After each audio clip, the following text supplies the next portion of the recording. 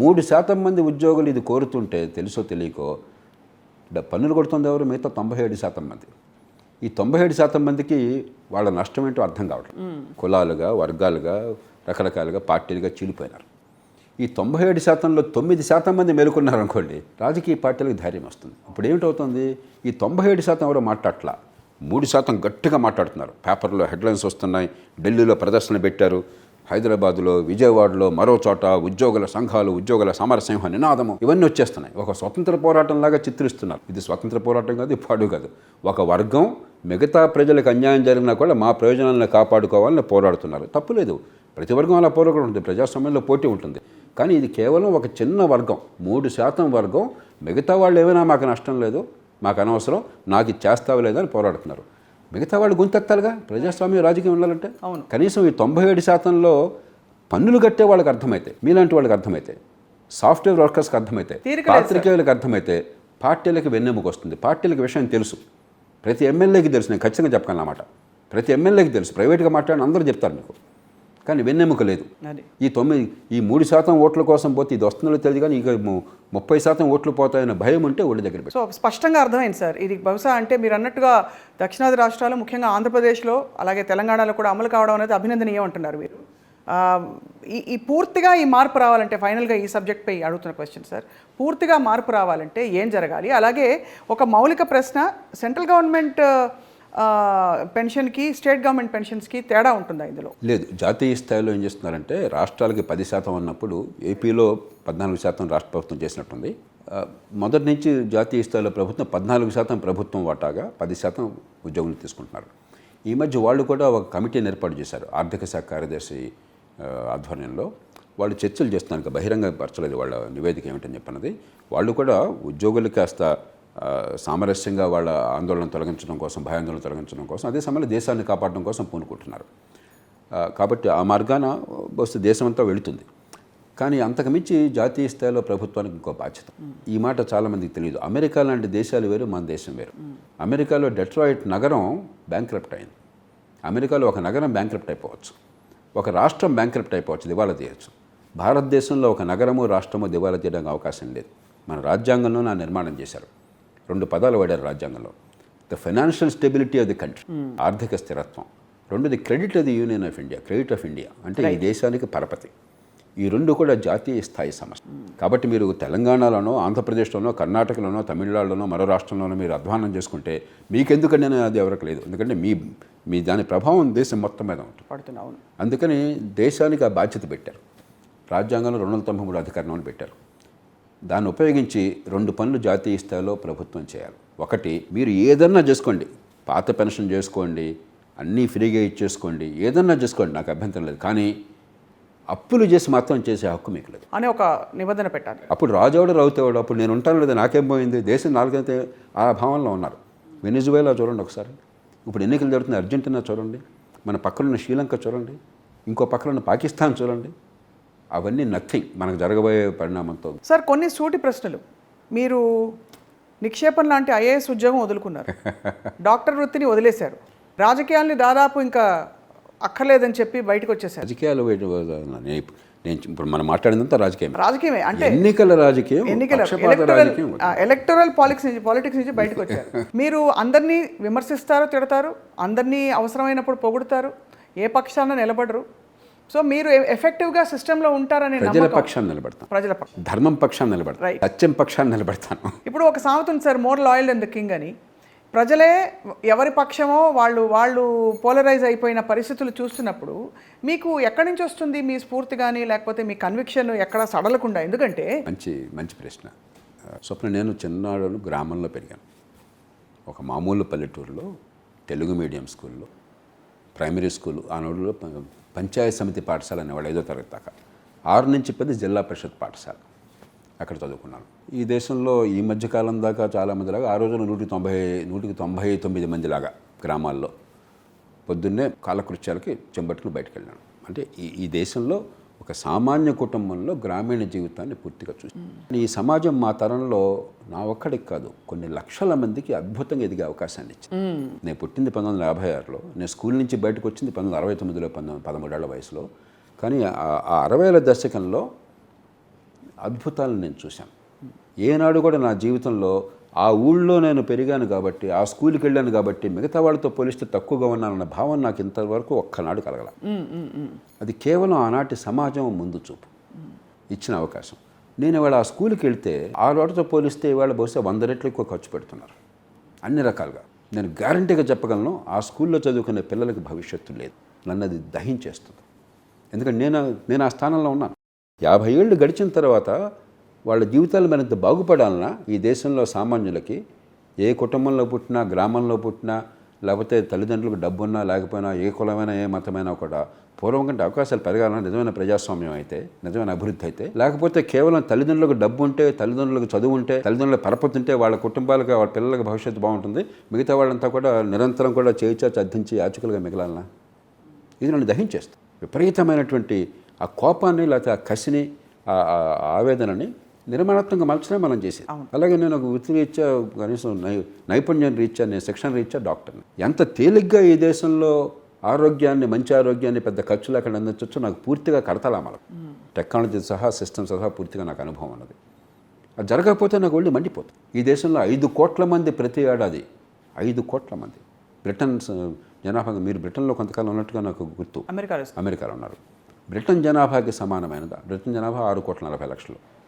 దాదాపు 5-6 కోట్ల మంది ప్రతి సంవత్సరం ఆరోగ్యం సరిగ్గా అందక బేదలవుతున్నారు. అప్పటిదాకా ఆ సంవత్సరం దాకా బేదలు కాని వాళ్ళు ఆ సంవత్సరంలో బేదలైపోతున్నారు. చాలా తేలిగ్గా అందించవచ్చు.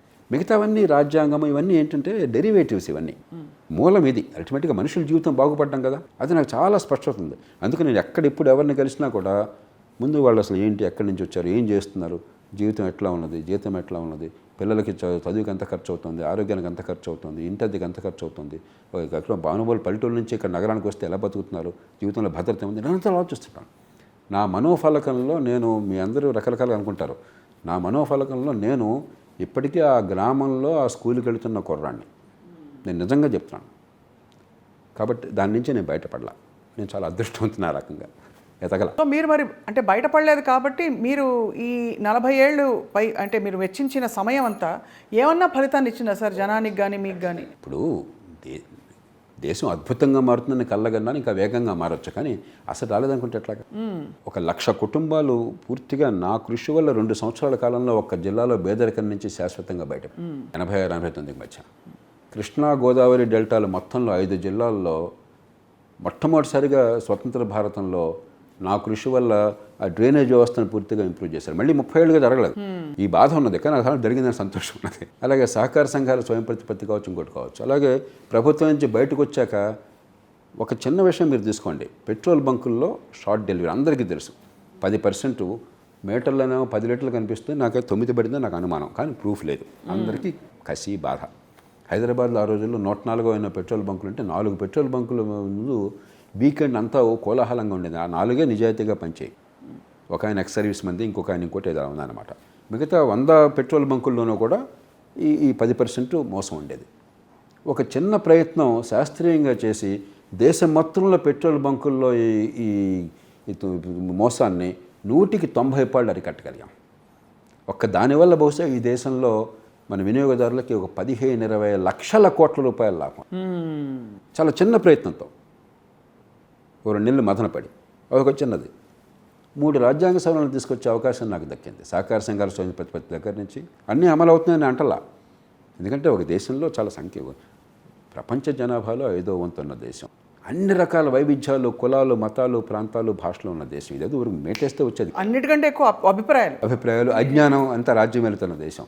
ఉదాహరణకి న్యాయమూర్తుల నియామకానికి నేను వ్యక్తిగతంగా పోరాడి న్యాయమూర్తులందరినీ జాతీయ స్థాయిలో అత్యద్భుతమైన వాళ్ళని కలిపి 99వ రాజ్యాంగ సవరణకి దోహదం చేశాను. సుప్రీంకోర్టు కొట్టేసింది, నా దృష్టిలో అన్యాయంగా కొట్టేసింది, బహిరంగంగా చెప్తున్నాను నేను. సరే, ఇప్పుడు మనకు సుప్రీంకోర్టుతో యుద్ధం ప్రకటించలేం కదా, చూద్దాం, ఇంకో 10 ఏళ్ళు పోయిన తర్వాత మారుతుంది. కొన్ని ఫలితాలు వస్తాయి, కొన్ని రావు. స్థానిక న్యాయాలయాల చట్టం నేను తీసుకొచ్చింది జాతీయ స్థాయిలో అమలు కావట్లేదు, చట్టం ఉన్నా కూడా. కాబట్టి అర్థమైంది, చట్టం ఉన్న మాత్రం చేత అమలు కానీ దానికి రాజకీయ పరిస్థితులు కూడా కావాలని చెప్పాను. కానీ ఎన్నో రంగాల్లో ఎన్నో మార్పులను కొన్ని తీసుకురాగలిగాం. ఆరోగ్య రంగంలో జాతీయ ఆరోగ్య పథకం నా వల్ల వచ్చింది. ఒక చిన్న టీకా వేయించడానికి MMR టీకా, ఆ రుబెల్లా టీకా లేకపోవడం చేత ఏడాదికి 2-3 లక్షల మంది అంగవైకల్యంతో పుడుతున్నారు. నాకు గుండె అవిసిపోయింది. ఆ టీకా ఉండి, టెక్నాలజీ ఉండి చేయకపోవటం ఏంటని 19 ఏళ్ళు పట్టింది ఆ చిన్న పని చేయించడానికి. నాకు చివరికి జరిగింది. ఒక రకంగా బాధ ఉన్నది, అరే ఈ 19 ఏళ్ల కాలంలో 56 లక్షల మంది పిల్లలు వికలాంగులుగా పుట్టారో ఏ పాపం రక్కున్నాను, సంతోషం ఉన్నది కనీసం ఇక నుంచే ఆయన సమస్య లేదు కదా ఈ దేశంలో అని చెప్పని. ఇప్పుడు మాకు ఇది వెలుగు నీడలు ఉంటాయి, కానీ మౌలికమైన మార్పులు వచ్చినాయా? రాలేదు. ప్రజాస్వామ్యం మరి రాజకీయ ప్రజాస్వామ్యం బాగుపడిందా? లేదు. ఖచ్చితంగా పెద్ద పెద్ద సమస్యలు ఉన్నాయి. నాకు అనుభవం నేర్పిన పాఠం ఏంటంటే మానవ సమాజం అనుకున్నంత వేగంగా మారదు. మనమే కాదు, అన్ని దేశాల్లో కూడా అంతే. మనం ఓర్పు కావాలా, మరి సహనం కావాలా, దీర్ఘకాల దృక్పథం కావాలా, నిరాశ లేకుండా ఒడుపుగా మార్పులను అన్వేషించాలి. ఈలోగా దేశం నాశనం కాకుండా తప్పులు జరగకుండా కాపాడాలి. ఆర్థిక వ్యవస్థ కొంచెం ఆర్థికంగా పెరిగే అవకాశం దేశానికి ఉన్నది. ఏడాది ఎన్ని తప్పులు చేసినా కూడా ప్రపంచంతో ఒప్పుకుంటుంది. కాబట్టి ఇది కాపాడుకున్నాం అనుకోండి, ప్రజల్లో ఆలోచన కొంచెం పెరిగి ఆదాయాలు పెరిగితే ఆలోచన పెరుగుతుంది, ధైర్యం పెరుగుతుంది. అక్కడి నుంచి ప్రజాస్వామ్యాన్ని బాగడానికి కొంచెం ఆలస్యమైనా కూడా మార్గం ఏర్పడవు. అట్లా ఆలోచించాలి. కానీ ఈ పూటని అనుకున్న జరగలేదు కాబట్టి దేశం సర్వనాశనం కావాలి, ఇది మూర్ఖుల ఆలోచన. ఇప్పుడు మన పిల్లలు, మీరు పిల్లల్ని పెంచారు, వాళ్ళ విజయాన్ని చూసి ఏ తల్లిలాగానే గర్వపడుతున్నారు, సంతోషపడుతున్నారు. పిల్లల పెంపకంలో ఎన్నిసార్లు మీరు కన్నీళ్లు ఖర్చుంటారు? ఖచ్చితంగా మనందరికీ లేదు అది. మరి మనం ప్రేమించిన పిల్లలు, మన మీద ఆధారపడే పిల్లలు, జన్యు సంబంధం ఉన్న పిల్లల్ని పెంచడానికి ఎంత ఆరాటపడుతుంటే ఇన్ని కోట్ల మంది బతుకులు మారాలంటే ఆషామాషిగా అయిపోతుందా? దానికి ఎంత వేదన పడాలి, ఎన్ని కన్నీళ్లు ఖర్చాలి, ఎంత ఓపిక కావాలి అని చెప్పి నాకు అసలు నేను 100% ఆశావాదం. అదే సమయంలో వాస్తవాన్ని చూసే ఆశావాదం. మీరు ఆశావాది అయినా కూడా సార్, మీ పుస్తకంలో మీరు ఏ ఒక్కళ్ళకి మంచి మార్కులు వేయరు, ఫుల్ మార్కులు వేయరు.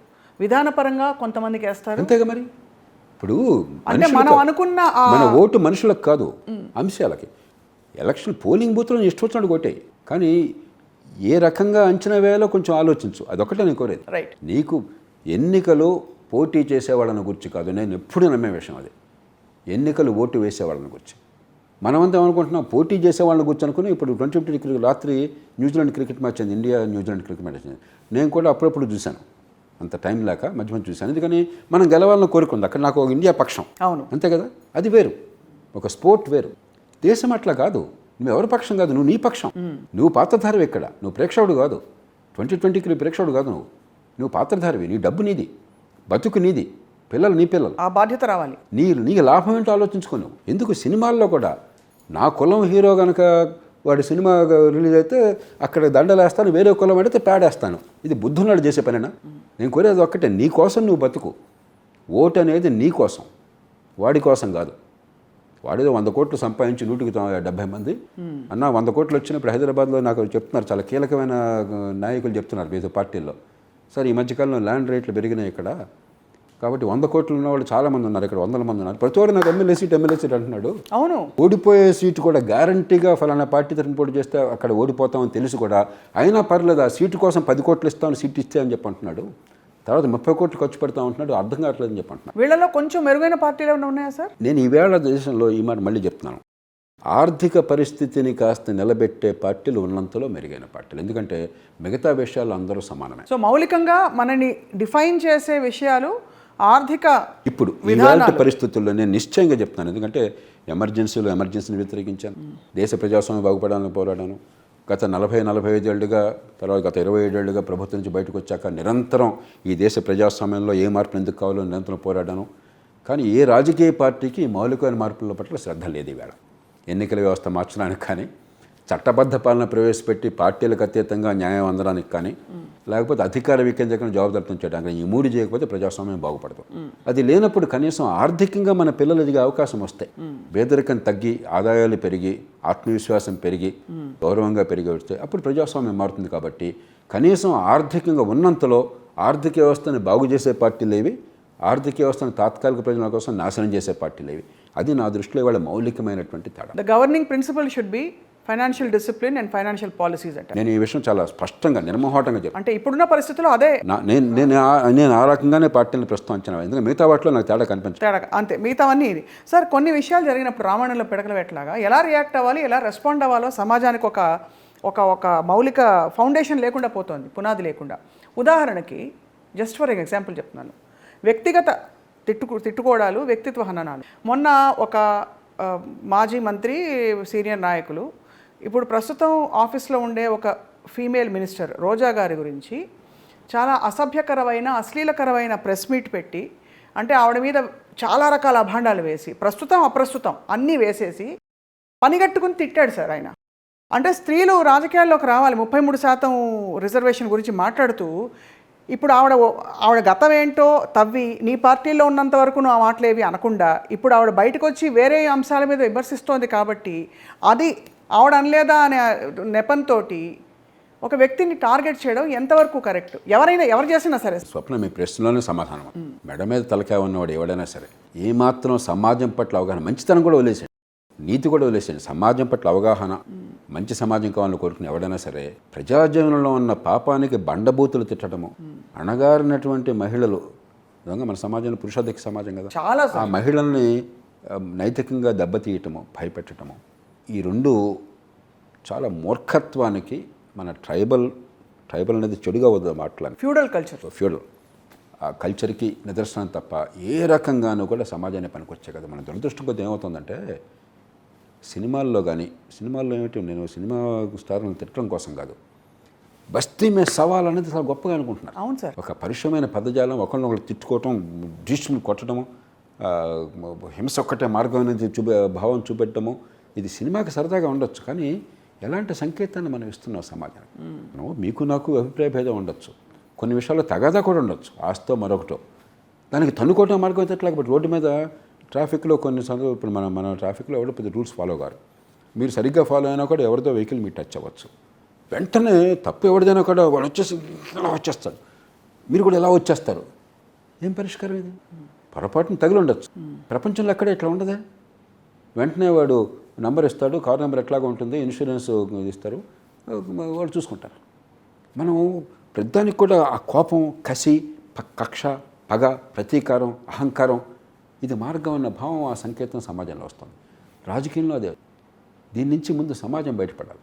అది చేసేవాళ్ళు సరే, అది పరమ మూర్ఖులు, అది లేఖితనం, అది సెల్ఫ్ ఎవిడెన్స్. సార్ లేఖితనం కాదు, ఇట్ హామ్ కాదు సార్. ఇప్పుడు దారిన పోతూ మనకి షీ టీమ్స్ వెళ్ళి దాడి చేస్తాయి. ఖచ్చితంగా. ఇప్పుడు if it's not a punishable offence for a woman to be or even a man to be offended, especially women ఇలా బేస్లెస్ అలిగేషన్స్ చేయడం అనేది ఎవరైనా అవ్వచ్చు సార్. అది 100% కాదు. అందుకే నేను కోరేది ఏంటంటే దీని ఇంప్లికేషన్స్ ఎలా ఉండాలంటున్నాను. మీడియాను పబ్లిక్ అల్టిమేట్గా మనం అటెన్షన్ ఇవ్వలేదనుకోండి వాళ్ళకి, మనం ఏం చేస్తున్నాం, అసెంబ్లీలో కానీ మన చోట కానీ చాలా విలువైన ప్రసంగాన్ని ఎవరన్నా చేస్తే చాలా మొక్కుబడిగా దాని గురించి మాట్లాడుతున్నాము. బస్తీ మీద సవాళ్ళని బూతులు తిట్టుకుంటే దాన్ని బ్రహ్మాండంగా మనం ప్రచారం చేస్తున్నాం. అలాగే సోషల్ మీడియాలో కానీ ఇంకోటి కానీ చూసేవాళ్ళు అలా చూస్తున్నారు, దాంతో ఏమవుతుంది, ఇంకా రెచ్చిపోతున్నారు. వాళ్ళ ప్రవర్తన కూడా ఏ ప్రవర్తన తప్పో దాన్ని నిరసించడము, దాన్ని నిరుత్సాహపరచడం కాకుండా మనం దాన్ని ప్రోత్సహిస్తున్నాం తెలియకుండానే. చాలామంది దృష్టిలో there is no bad publicity, any publicity is good publicity అలా నమ్ముతున్నారు వాళ్ళు.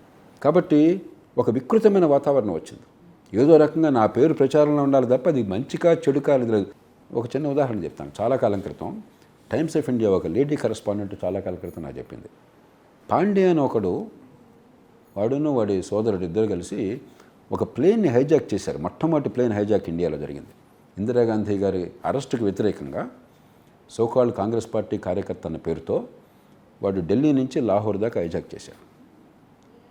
సరే, అది అమిట్యూడ్స్గా చేశారు, పెద్ద ప్రమాదం కాలేదు, అయిపోయింది. కొన్నేళ్ల తర్వాత వాళ్ళు ఒకడు ఎమ్మెల్యే అయినాడు, మరొకడు పార్టీకి యూపీకి అధ్యక్షుడు ఉపాధ్యక్షుడు అయినాడు. జర్నలిస్టులు ఎవరో యూపీలో ఎలక్షన్ కవర్ చేయడానికి వెళ్తే ఒక వచ్చి ఐఎమ్ పాండే హైజాక్ ఫేమ్ అని పరిచయం చేసుకున్నట్ట. వాడు సిగ్గుపడాల్సింది పోయి అంత నేరం చేసినందుకు అది ఫేమ్ అనుకుంటున్నాడు. మనం అలాంటి వాతావరణం సృష్టించాం. కాబట్టి వాడు మూర్ఖుడు, వాడి పక్కన వదిలేయండి వాడి సంగతి. మనం నష్టపోతుంది, మనం ప్రజలంగా మనం కూడా వాతావరణాన్ని సృష్టించాలి. This is not acceptable. అందుకే నా దృష్టిలో నాయకత్వం ప్రధాన బాధ్యత తీసుకోవాలి. ఇది ఎమ్మెల్యేల మీద లేకపోతే నాయకుల మీద వదలపోకండి. పార్టీ అగ్రనాయకులు అసెంబ్లీ లోపల, పార్లమెంట్ లోపల వాళ్ళ ప్రవర్తన కావచ్చు సభ్యులది, లేకపోతే మీ పార్టీ నాయకులు అనబడే వాళ్ళు బయట చేసే అవాకులు కావచ్చు, మీడియా ముందు మాట్లాడే కోతలు కావచ్చు, నాయకత్వం స్టాండర్డ్ని డిక్టేట్ చేస్తుంది.